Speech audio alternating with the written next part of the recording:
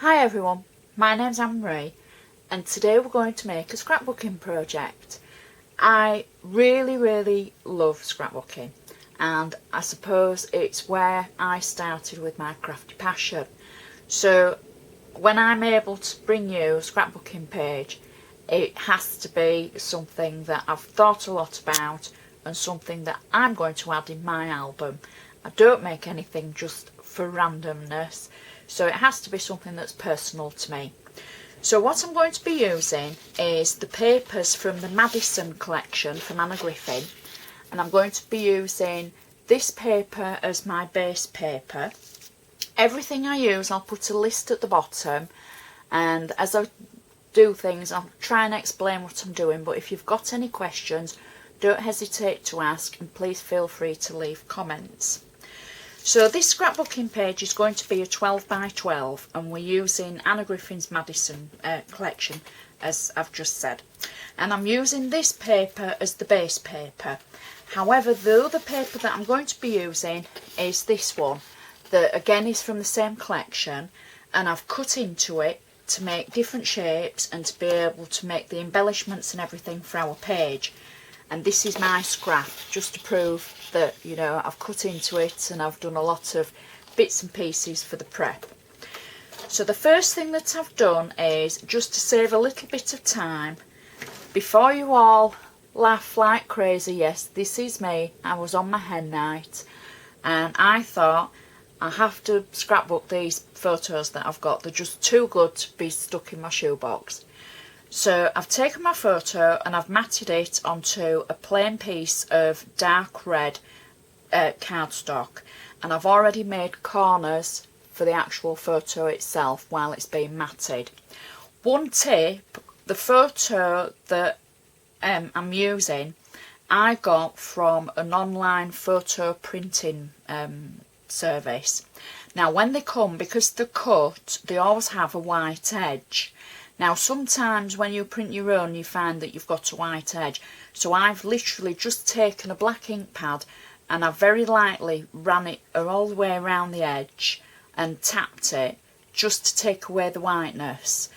I've also done the same with the cardstock because that had a white core as well, and I've taken a red ink pad to do the same for that, just to make sure that I've got no white, because I do like everything to be not only colour coordinated, but I like it to be finished off properly, as it were. I don't like somebody to think, oh, she hasn't taken long enough to do this or do that.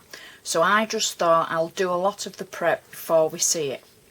Now the first thing I'm going to do is I'm just going to lay my photo on the centre of the page, because then I know roughly where everything's going to go.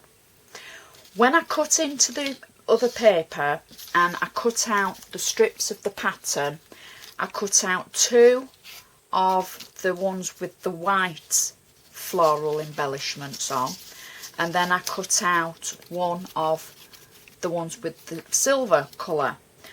As I was cutting, I'll show you on the main page actually, as I was cutting I cut this strip here, this one here, and the same at the other side.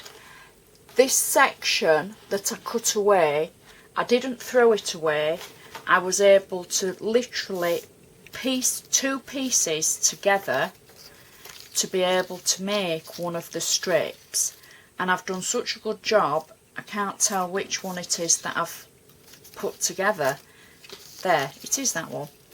So you can see from the back where I've pieced it together. I've overlaid it at the front just to, I don't know if you're going to be able to pick that up, just to be able to get another strip. Because it's on a pattern repeat, you can do that. So I've cut these out and I've put 3D foam on the back of them. I would normally use silicone glue off 3D foam for my scrapbooking page. If I'm building layer on layer, it would tend to be silicone, but for this one we're going to use a 3D foam. So I'm just peeling the back off and I'm going to put this one down first, and I'm going to do exactly the same at the other side. And this one was the full section that we cut out, and again I've put the 3D foam on the back of it. Now because it's a 12 by 12 page, I just hope that you're able to see this, because obviously I've got to have my camera a little bit different and we're not zooming in and, you know, picking the detail up, but I just hope that it's going to come across as you can see what I'm doing. So that's the second of our sides. So now I roughly know, because my photo's in the middle and I've set it all out. So now there's the two that I cut out with the white sections. I've put 2 rows of 3D tape, 3D foam on the back of these, because I want a little bit more height between the layers. Now also, just so I know which way up it is, I always put a little V, so that I know this is for the top. That way it's got to face it. And we'll pop that on our previous layer. And then I've got the other side as well. So I'll peel off the back of the foam on this one as well. And pop that at the other side over the top of, get it the right way around. That's why I put my little V's on it, so that I know which way up to have it. So that's our opposite side. I'm just going to move my photo out the way for a minute, because I've made these gorgeous little paper folded bows, and I'm going to literally just add them either side of our paper. And I just need to add a little bit of glue on each one, and I'm going to slip them underneath to stick between the pattern. Obviously at home you would probably do it in a different order, or maybe even put your bows on these panel pieces before you put the panels on. But unfortunately, because I'm stuck for time and space to be able to show you what we're doing, I'm sort of maybe doing it in a different way around. But you'll get an idea of what we're doing and our finished page. So then you can try it with your own papers that you've got and your own photos. Hope you like my photo with my little hen ears on and my learner number plates back in my single days before I got married. And that's the last one. So those are our paper bows, and that will dry nicely. Now I'm going to add my photo. I've already added the tape on the back for quickness, and if we just literally place this, because I want the photo flat, I don't want that on a layer, so I'm just going to add that central to our 2 panels. And then I've cut out some extra shapes from the paper, and I've got 6 of them, she says, and should be a 6th one. No, let's have a look. No, there's only 5. So I'll tell you what we'll do. We'll cut very quickly one more from the paper, just to prove that I can cut. I won't use a knife, I'll use my big clumpy scissors. So don't forget, when you're cutting, turn the paper to the scissors. Right, so now we've got enough for both sides, and I've cut them the right way to be able to go on the centre of our picture. And I think we'll have these two at the top and a centre one, so they can slide in there, and I can trim the edge off. And then at the bottom I've got two the opposite colours to go on, like that.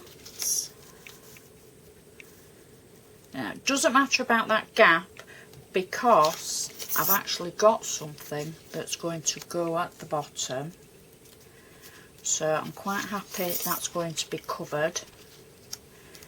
I'm using acid and lignum glue so that it doesn't affect our picture and fade it through time or anything. So you'll notice I'm adding all these flat rather than raised up. Give them more time. I know it's the old cliche.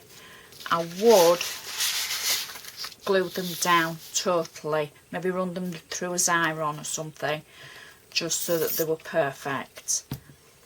But unfortunately, time is against us. So we'll just stick those down, and the other one,